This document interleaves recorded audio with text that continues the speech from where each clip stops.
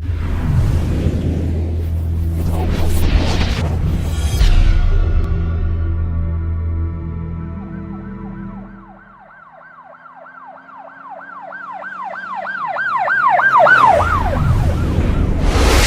वालेकुम नाज़रीन, शाहिद चौधरी ऑफिशियल के साथ मैं हूं आपका मेज़बान अब्दुल्ला तनवीर। नाज़रीन, आज एक बहुत हैरत अंगेज़ एक खबर मैं लेकर आया हूं और जिसको जानने के बाद आप भी बहुत ज़्यादा हैरत ज़दा भी हो जाएंगे और आप ये सोचने पे मजबूर हो जाएंगे क्या ऐसा कुछ भी होता है। यकीनन हमारे यहाँ पे फैसलाबाद में थाना फैक्ट्री एरिया के एसएचओ रेड करते हैं थाना समनाबाद में और उनके एसएचओ से बाकायदा तौर पे भारी मिकदार में मंशियात बरामद की जाती है। आखिर ये क्या मामला है, ये क्या चीज़ें हैं कि एक एसएचओ दूसरे थाने के एसएचओ के ऊपर रेड करता है और वहाँ से मंशियात हासिल कर लेता है। तो नाज़रीन, ये बेसिकली थाना फैक्ट्री एरिया के जो एसएचओ थे वकास अशरफ, ये रेड करते हैं थाना समनाबाद में। जो उनके एसएचओ होते हैं गालबन इम्तियाज़ अहमद नामी एसएचओ होते हैं। रीज़न क्या होती है इसके पीछे?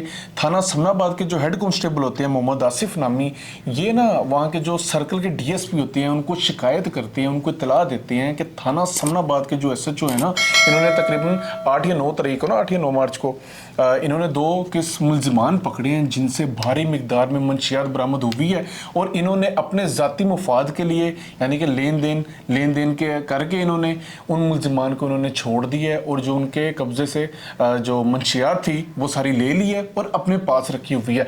ये सारी तफसीलात जो होती है ना, ये डीएसपी को दे देते हैं। डीएसपी साहब आगे आपको पता है फिर वो इन एक्शन जो होते हैं वो वकास अशरफ साहब को उधर भेजती हैं, थाने में भिजवाया जाता है। थाने में जब जाया जाता है वहाँ पे जब चीज़ें चेक की जाती हैं तो वाकई ही ऐसे होता है अकॉर्डिंग टू एफआईआर, जो एफआईआर दर्ज की हुई है। वहाँ पे जब वो जाते हैं तो वो देखते हैं कि एसएचओ की अलमारी से तकरीबन 1.25 किलो अफीम मिलती है। उसके बाद वहाँ पे जो गालबन होते हैं, मेरे ख्याल से सब इंस्पेक्टर गालबन ये ऐसे ही होते हैं तैयब नामी, तो उनके ट्रंक से भी 2 पैकेट मंशियात के मिलते हैं। उसके बाद शाहिद शौकत जो कांस्टेबल होता है और उसके भी ट्रंक से 1250 ग्राम चर्स मिलती है। और उसके बाद एसएचओ का जो जाती ड्राइवर होता है ना, जो मतलब जिसको एक प्राइवेट उन्होंने रखा होता है अपना कार्यखास जिसको हम कह सकते हैं, जो उसने रखा होता है, उसके वहां से भी ना उसके ट्रंक से एक अफीम का पैकेट मिलता है जो कि 1600 एक अफीम का पैकेट मिलता है तकरीबन। अफीम इंग्लिश में फ्यूम कहते हैं वैसे। अच्छा ठीक हो गया बाबू। एक अफीम का पैकेट मिलता है और 1600 ग्राम जो होती है वो वहाँ से उसे चर्स बरामद की जाती है। अब वहाँ पे ये भी लिखा हुआ था कि जैसे ही ये जो पुलिस होती है एसएचओ फैक्ट्री एरिया और इसकी जो टीम आती है थाना समनाबाद में, तो ये जो मुल्जिमान होते हैं, जो एफआईआर के अकॉर्डिंग मुल्जिमान है, शाहिद शौकत तैयब वगैरह नामी ये जो मुल्जिमान होते हैं, ये वहाँ से चले जाते हैं, फरार हो जाते हैं। अब आखिर ये रीज़न क्या है, ये मामला क्या है नाज़रीन? एक चीज़ मैं भी मतलब सोचने पर मजबूर हुआ हूँ कि तारीख में पहली बार ऐसी चीज़ हो रही है कि एक एसएचओ दूसरे थाने में जाता है, एसएचओ पर रेड करता है, भारी मिकदार में मंशियात पकड़ता है। अब ये एफआईआर, अगर तो ये एफआईआर वाकई सच है तो इस तरह के पता नहीं कितने दीगर वाकयात होती होंगे। क्या रीज़न आन पड़ी थी? क्या हेड कांस्टेबल जो वकास अशरफ है कि ये वाकई रमज़ान का मतलब इसके दिल में खौफ आ गया था और इसने कहा कि भाई बुरे काम नहीं करने चाहिए, या फिर इसका भी कोई मसला हो सकता है, कोई इनकी ज़ाती रंजिश थी, कोई इनका ज़ाती तनाव था जिसके बायस उसने ये जो कंप्लेन थी ये बता दी। और उसके बाद आपको पता है ये तमाम तर जो वाकया हुआ है ये हमारे सामने आ खड़ा हुआ है। लेकिन इन शॉर्ट आखिरकार जो हमारा महकमा था, हमारा जो इदारा था, इसके साथ के ऊपर भी बात आई है और ये बात अगर तो जेन्युइन है, अगर तो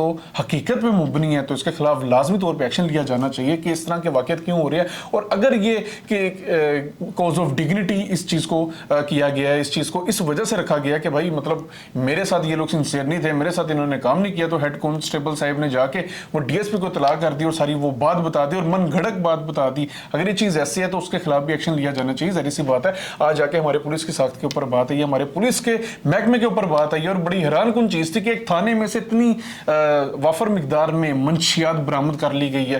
तो ये हमारे लिए सोचने की चीज़ है और मेरी खुसूसी तौर पे हमारे जो आईजी पंजाब साहब हैं डॉक्टर उस्मान अनवर साहब, उनसे भी गुजारिश होगी कि इसके ऊपर लाजमी तहकीकात की जाए, देखा जाए कि यह बात वाकई सच है या फिर ये ज़ाती रंजिश के तहत ये तमाम तर चीज़ बनाई गई है। नाज़रीन, प्रोग्राम का फीडबैक ज़रूर दीजिएगा।